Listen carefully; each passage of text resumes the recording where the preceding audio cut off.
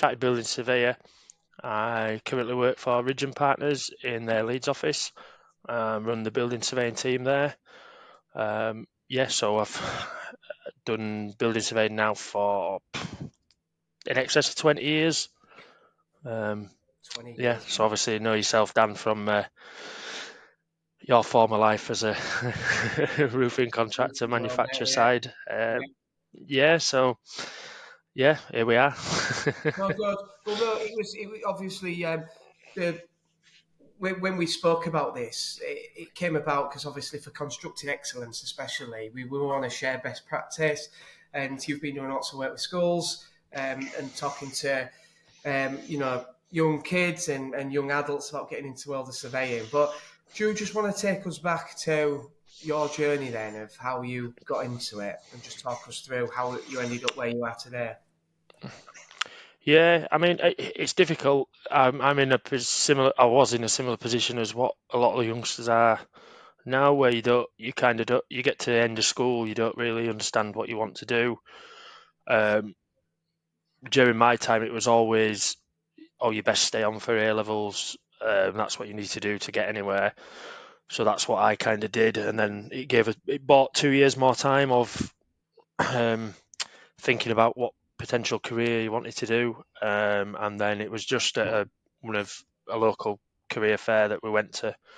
I was actually set up to join the police at that point, and then my friend's dad was an architect at the time. I did graphics, and I was interested in the design, drawing side, and things like that. He suggested architecture, but as a 16-year-old going to do A levels, and then you get thrown, oh, it's 7 years until you qualify. That kind of puts you off at that point. So you want other avenues, and then looking into that, I came across building surveying, had a bit of a conversation, and then applied for a few universities there, decided on Sheffield Hallam, and then through a friend of my mum, I think at the time, there was an opportunity there to do a sort of apprenticeship side role with the local authority at the time. So then I transferred from full-time degree to part-time, which meant a bit of a hands-on experience, which was a better way of learning for me. I didn't want to just do further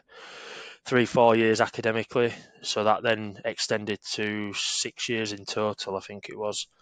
But coming out of that meant that I was straight in, that I'd had 5-6 years of actually practical experience alongside the degree.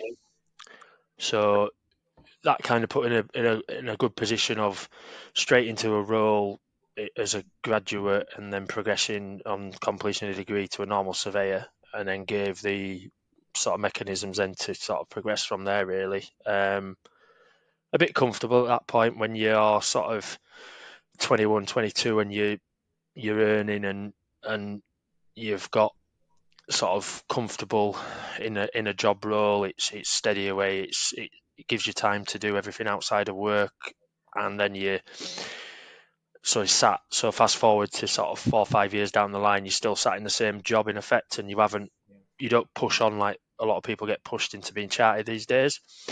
So you kind of, looking back now, I could have sat where I was. I'd have been quite content at that point in a sense, but I wouldn't have kicked on to get chartered or anything. So it was my decision to kind of move after I'd been there for about 9 years in total, I think, at the previous employer, and then just moved commercial side initially just to get a rounded experience, and then became chartered in 2016, 15, 16, I think it was, yeah.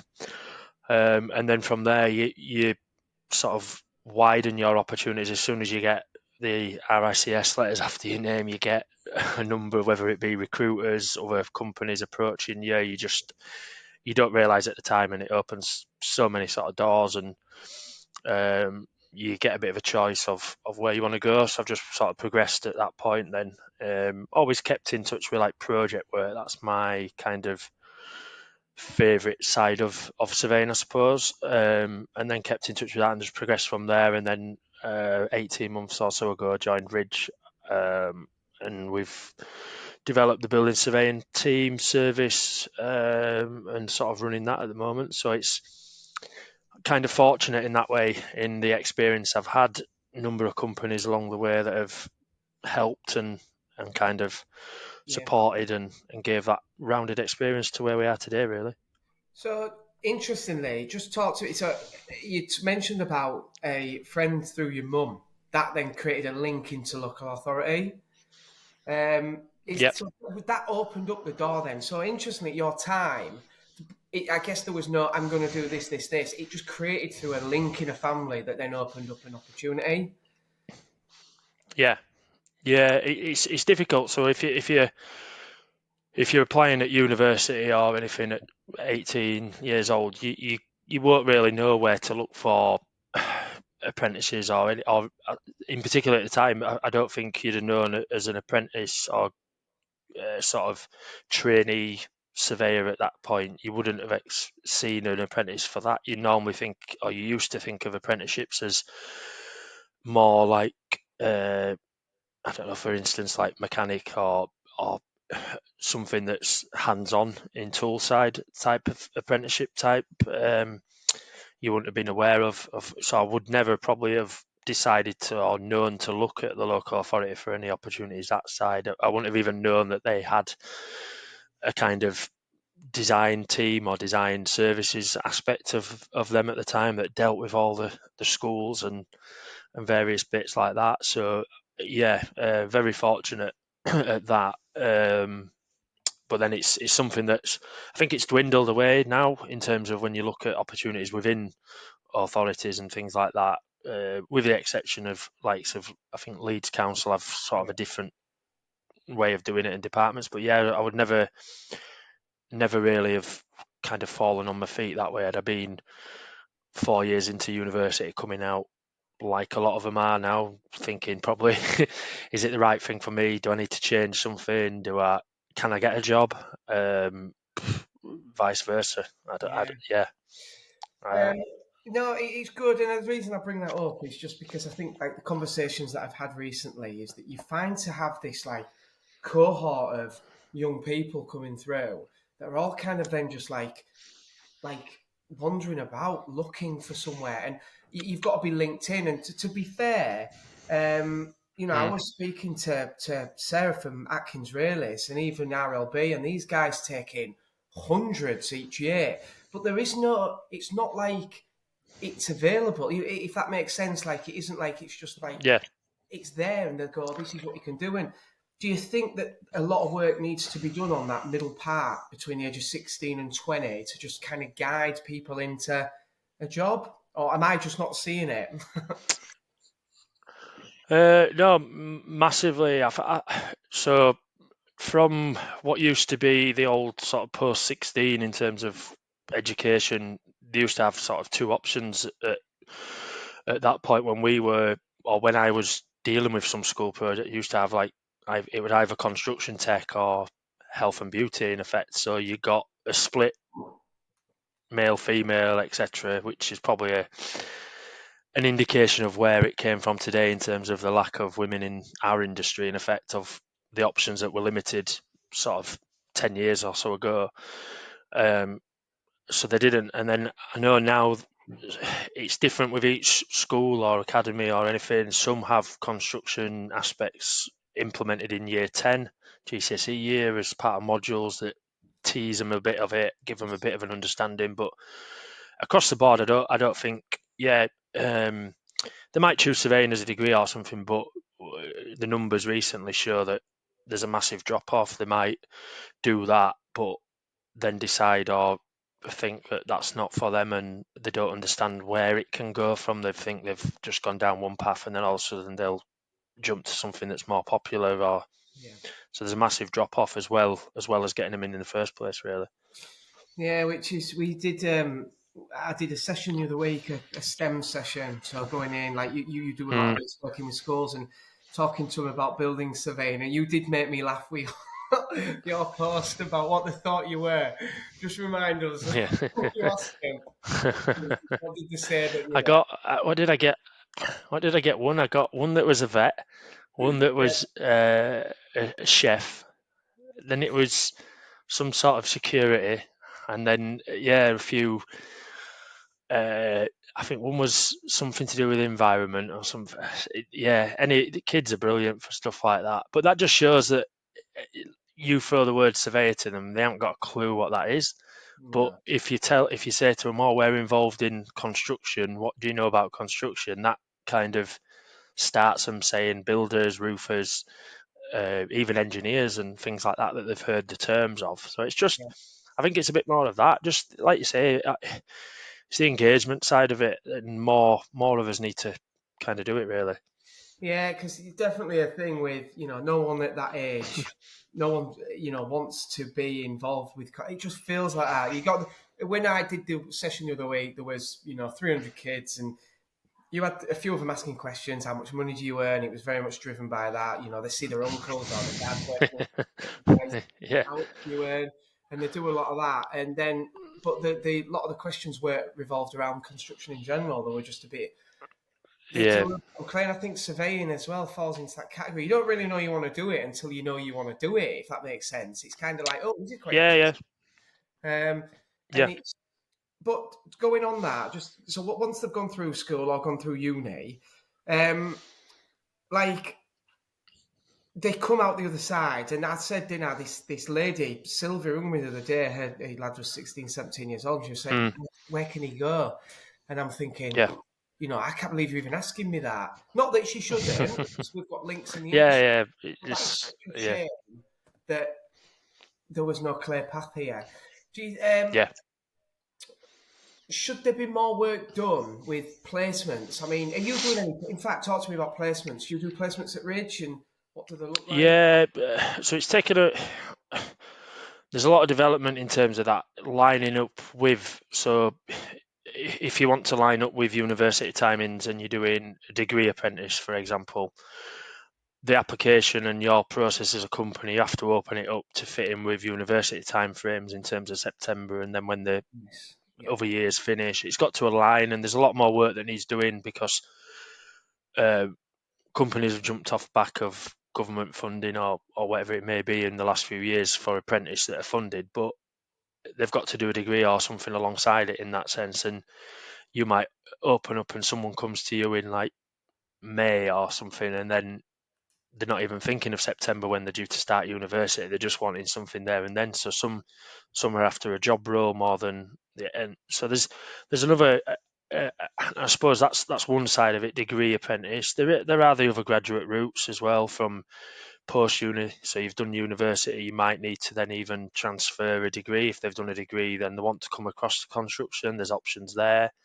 I think we have sort of an elevate program, and um, there's a within that there's a degree apprentice and a graduate um, option. But then there's also work placements. We do work experience to get them involved. We're just currently looking at working alongside or potentially becoming another mentor with the constructing futures and things like that, just to help. Oh, yeah, yeah. Brilliant. So I mean, you're not restrict. You're not. You're restricted in some way in that they've got them set routes, but it, you have got a bit of freedom in sense of when you're trying to bring someone into the industry, you can almost make it work to suit them in some Yeah, way. You might give them a bit of a taste of experience first. If they like it and they show a bit of, they might have something to offer, then you make it work and you kind of open something up for them that way around. It's not as rigid as what it used to be years ago, where you come. The only thing that you have got to obviously consider is as soon as you take them on in terms of employment aspect, the effect or cost to the company as a business, I suppose. But that's secondary in my personal view of getting somebody in and giving them that opportunity first, and then you worry about the terms and all that secondary. yeah, Because if it's going to be an advantage to them and you, why not? yeah, You're daft not definitely. to. But I think as well, if they don't, it's that engagement. There's far too many people that don't really know where to go or what to do, like you said. But some are academic, some aren't. But there's no reason why you can't go into a surveying or something related to that, not being fully academic, because you can do it through your experience and learn as you go. Yeah, And that's got to be the way forward to get more into the industry quicker and develop them as like on the job, if you like, rather than wait. Because if you look at the recent figures and there was recent post the other week on LinkedIn to do with some universities that are dwindling down building surveying course, for example. They're no longer offering it. They just, because of dwindling numbers registering on it, so they're offering what they see as more popular courses to youngsters, which maybe like computer and science, things like that that people see as more popular, and obviously with social media and that side of it, they see going down that route as being more profitable, more. So certain universities are stopping the surveying course, which is it's a massive, massive sort of when you consider the size of the construction industry uh, and the skills shortage, that it needs to be the other way. You know So what? I was just about it's to ask you about that. yeah, I have a bee in my bonnet because York University don't offer a building surveying course, and no, I'm on a one man mission to try and change it. But to be honest, feels like I'm going to be. It's an uphill battle, ah, especially if unis are throwing the yeah, course out. yeah. Um, that's a real shame, is that? Yeah, and I think they just look at it in terms of numbers, what they'd pull to York as opposed to somebody where Leeds offers it and Sheffield, even Nottingham, places like that.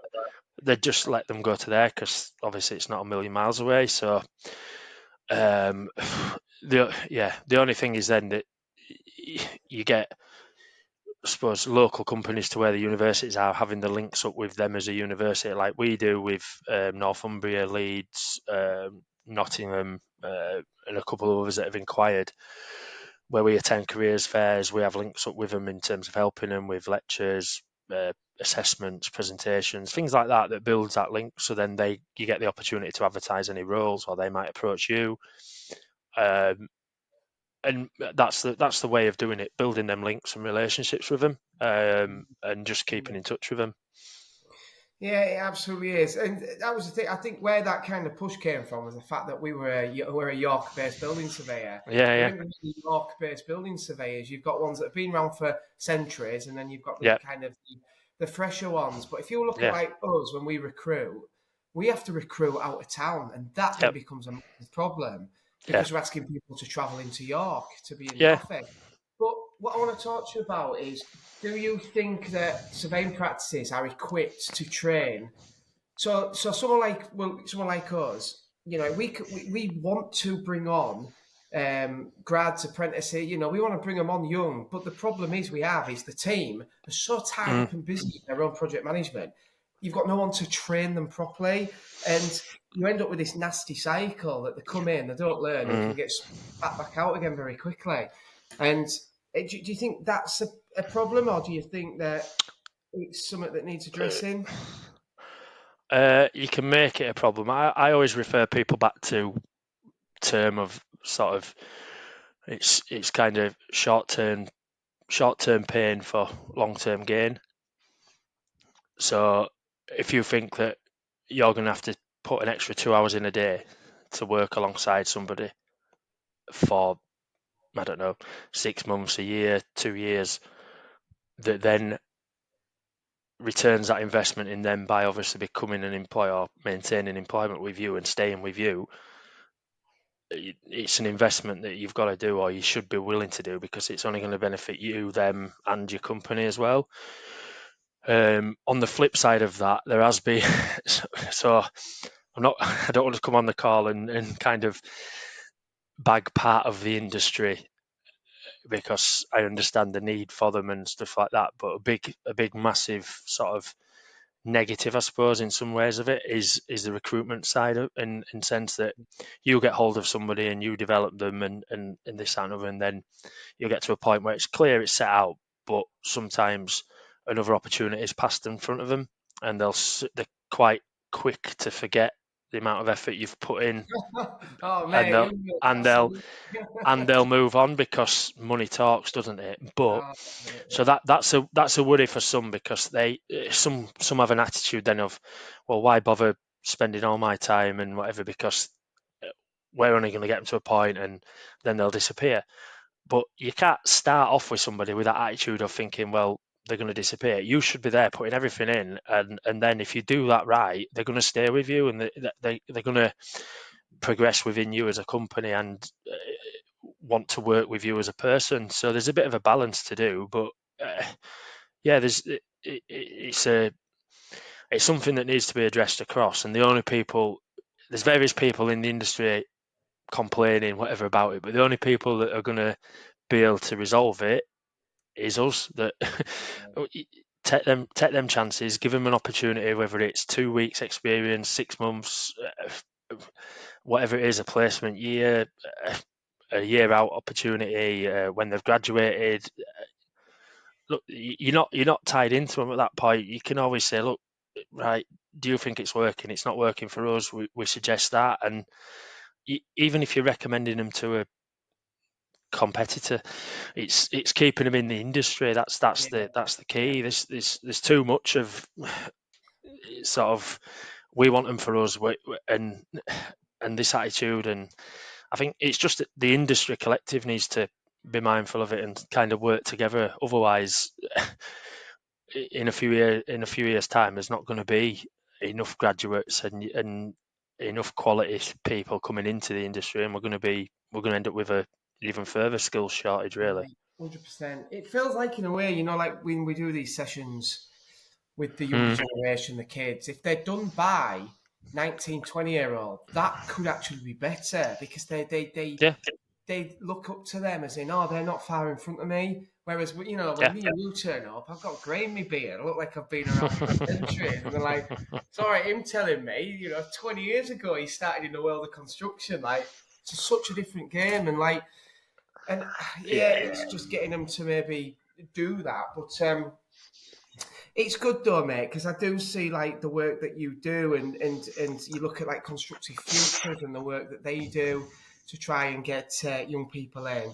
But on the skills shortage, that's a real concern, not just for surveying, for construction in general. And I don't know how we yeah, slow it down. We do. I've been to loads and loads of seminars, and they'll all talk that we are losing people in construction, and it's really a problem of there's better, it seems to be better options out there, especially with the world of AI coming in, technology. People are earning more money in a mm. day in the bedroom than they are doing working on construction sites. And it feels like construction people or anyone within construction, it's an afterthought of if that and that don't work, I'm gonna go and Mm. do something in construction. I don't know how you arrest that or how you stop that from happening. And I don't know if you've spoke about it, but the floor's yours. It's some input.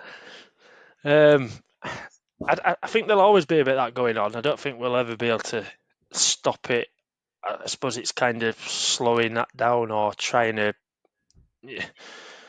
sort of claw back some of it. But there's nothing wrong with giving them an opportunity, and then if it fails or it doesn't work out, you've given somebody that they'll go away and talk about that potential role, and then etc. And you've kind of done a bit of a part of what you set out to do anyway, because you've spread the word of it. But it's just it used to be set disciplines, didn't it? In terms of university courses, you've got building surveying, you've got quantity surveying, you've got structural, you've got that side of it. But there's other aspects where you could start down one path and jump across to something else, it's giving them an overview of like what your potential options were. I don't know if the answers, instead of doing, because it's hard enough doing sort of a surveying degree in terms of the amount that covers, whether there's some sort of hybrid property construction degree course that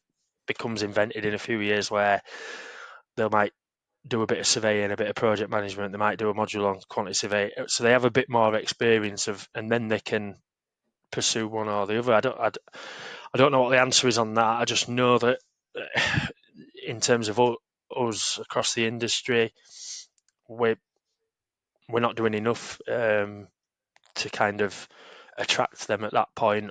Yeah. But a lot of it is now is linking up with the schools and things like that. Um, I think, and one of the worries is that when you get invited to do like year 8 and 9, so the they're before GCSEs, and then people comment saying, "Well, that's too young for them. They don't need to know about it now." But it just plants a seed at that point, and it's just got to be tailored for them. It's not going to a year 8 pupil and sort of saying um, what surveying is, and day to day I do this, and this is like the technical side and all this. It's that they're just going to fall asleep and just switch off from that. It's making it kind of fun, appealing, and the only people that can kind of show them that side is the people that are involved in it. And like you say, if we bring people that are graduates within our role, we can bring other people in, they can relate to them. You've got different activities. We've done one at a primary school the other week where we tailored it to them. They had to design their playground. Yeah. So it was their playground on the drawings, it was their playground on the photos. They got to pick things from brochures, costs, all that to design it. That's the kind of stuff to engage them at that point. I've heard about stuff Um, like them type of setups. They're really good where you bring them in and you get them to start yeah, thinking about it. Yeah. And is that that's the way of doing it. things and making it fit within a budget and stuff like that? Yeah, yeah. Yeah. So we brought everything onto that. I mean, that was done through Yorkshire Children's Charity as well. So that was a workshop that linked up with them for one of the schools that is, I suppose, is kind of seen in more of a deprived area where there's a lack of opportunity, and it's kind of to get into them and give them options there. But the kids were great. They all wanted to join in. They recognised family members, friends, etc. with certain roles in construction, all that sort of stuff. They questioned everything. They all joined in. They got quite a bit out of it. We left them with the understanding of some bits around construction, what we did, and then you've got ones like that that you can just revisit. Yeah, it's massive opportunities, and it's an hour or two out of your day. Honestly, they people will go off on the dinner and they'll sit on the mobile phone for an hour and a half just doing absolutely nothing worthwhile or anything like that, and you just think, well, spending out, yeah, you've got to have time for yourself in between work, and you think, oh, it's more work.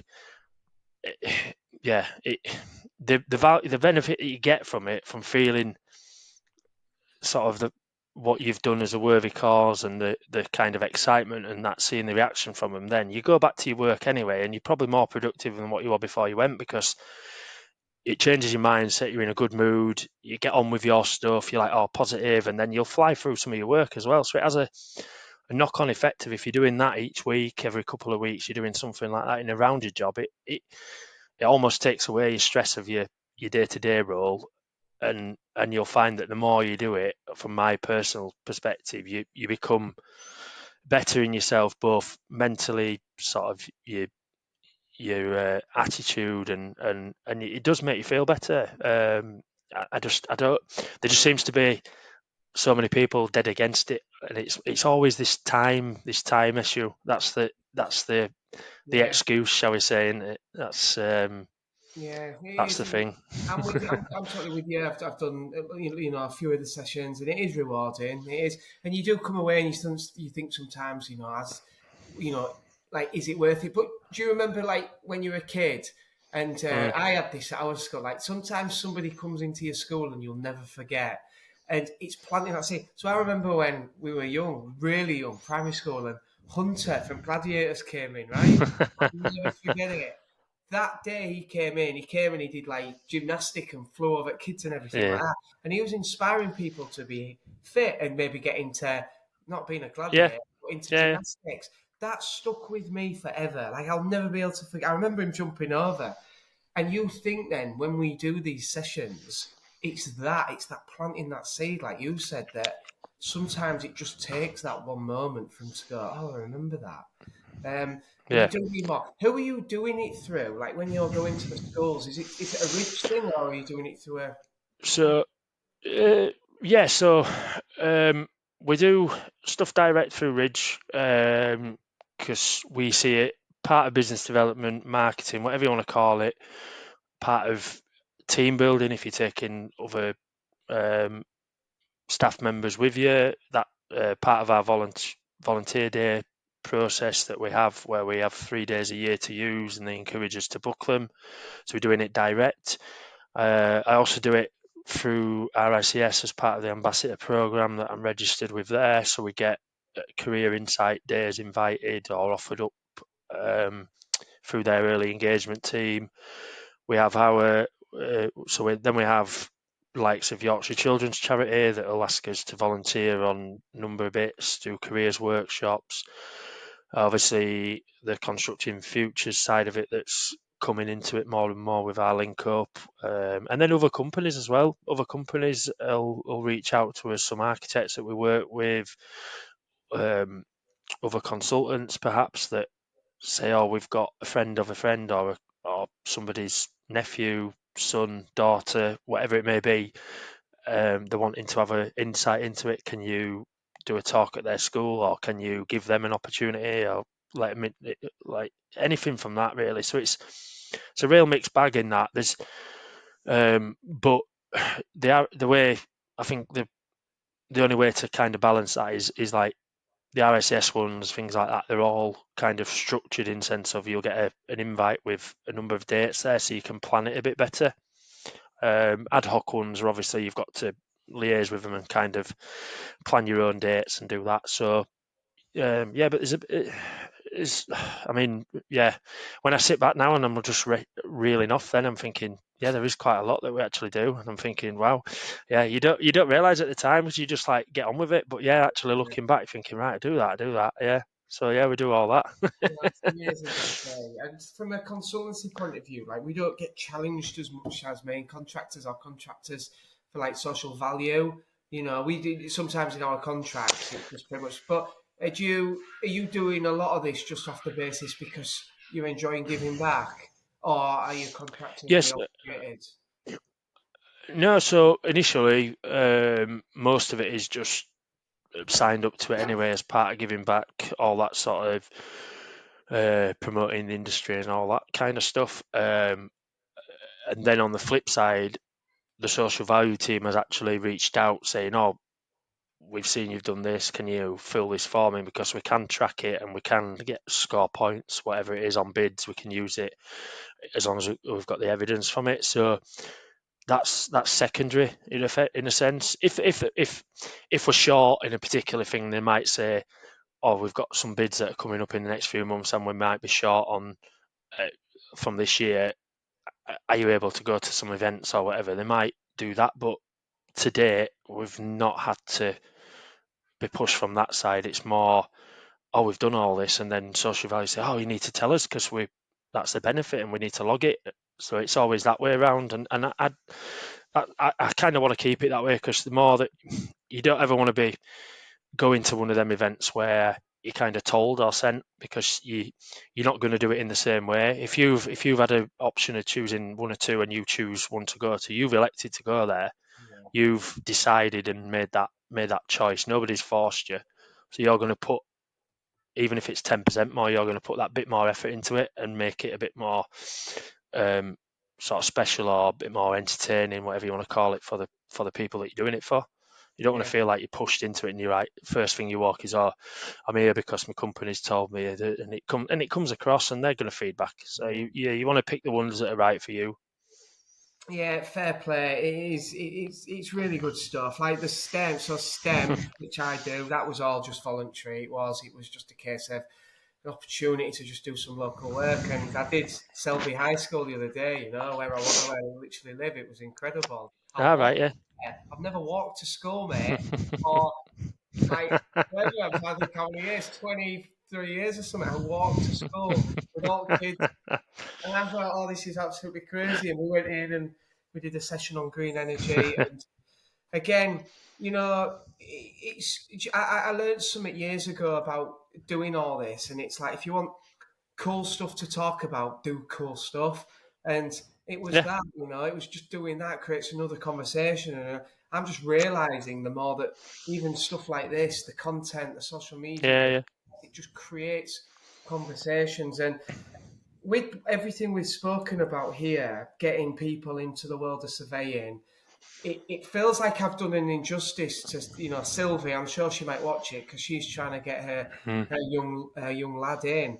It feels like there just needs to be a bit more guidance, kind of the finish uni and poof, they need to network. Definitely network. I did say that. If you network, you probably meet a lot of people, Yeah, and and I yeah, guess networking's probably one of your strongest things to do, just to get to know what's going yeah, on. and yeah, and I mean, to be fair as well, there's two sides because it's not for everybody in that sense. And for example, when I spoke to Jenny at Constructive Futures and that last week, some of the children that are with them aren't as as sort of sociable in terms of the skills, so they get taken along to the events with them when they're giving them that support to be in these networking things, whereas some will put their hand up and they'll jump at the opportunities. So there's a bit of a balance in then, and I think that's where the networking sort of RICS matrix, which has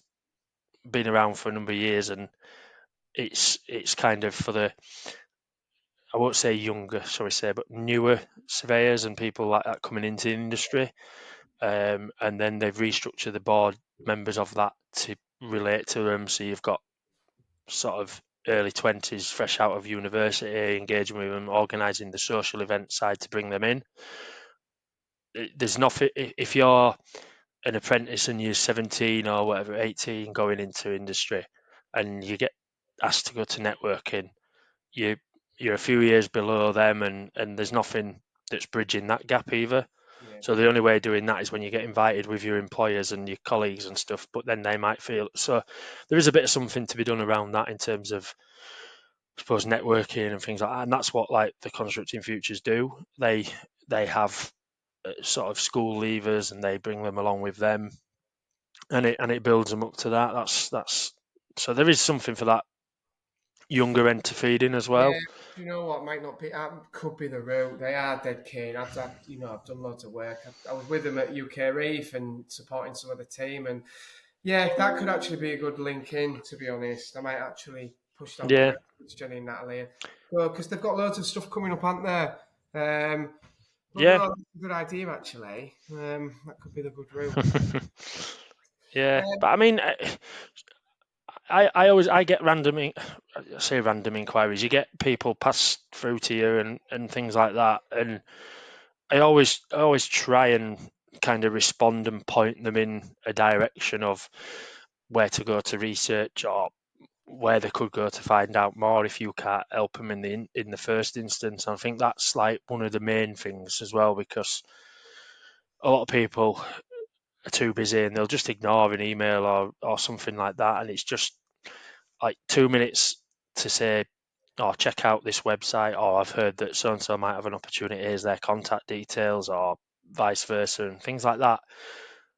That's not a massive time out of your day that could potentially lead to something for someone, and it might not be somebody might not, you might not be saying, "Oh, they can come and work for Ridge," for example, but they'll always remember that you've passed them on to them and give them that opportunity in first place. I fully agree with Um, that. and 100% agree with that. that's part of it. So you just try and be a bit. I think my message to other people is like that. Yeah, everybody's busy. The construction industry is not slowing down in that sense, but there's not enough people coming. So just take a bit of time out, engage with somebody, try and help somebody out, and it might benefit you directly. It might benefit one of your contacts. It might benefit you 2 years down the line. But overall, it's going to benefit the industry, isn't it? Yeah, it's quite funny actually because at the end of this, I'd turn around and go, "So, what would you suggest for people to help the industry?" And you just answered it perfectly, mate. So we don't even need to carry on. I'm one step ahead. You are, mate. That's So uh, that's the advantage. Building surveyors are all quick thinking. well, look, we've got. I'm sure, yeah, yeah, absolutely. But look, we've got all loads. I'm sure we'll link up and do some good stuff together. And this is what I hope that this session does as well, is that even though we're all work for different people, we're all in the same industry. Construction as a whole needs everyone to work together. There's too much work for us all to be scrapping Yeah, over, yeah, and it needs all of us to help, and that's what constructing excellence is. It's that platform for sharing best practice. So that's why we have these sessions where we have, bringing competitors together ultimately to do the right thing, and that's build. There's a bigger thing. There's a bigger thing going on here than all our kind of our businesses. The gaffers might not like that, but it's true. And now I feel that. But, no, mate, it's been really good for you to come on. Thank you. No worries, my pleasure.